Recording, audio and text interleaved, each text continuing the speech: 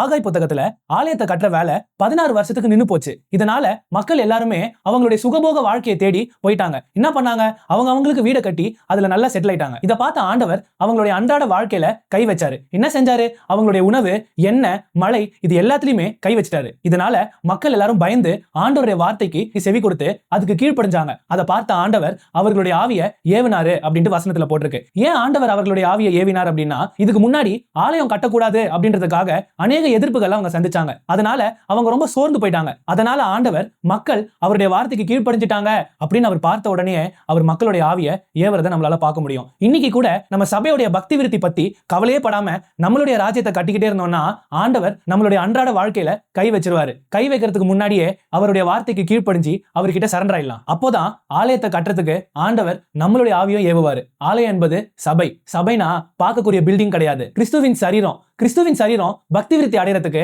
நம்ம பிரயாசப்படுறோமா? இதை குறித்து சிந்தித்து பாருங்களேன்.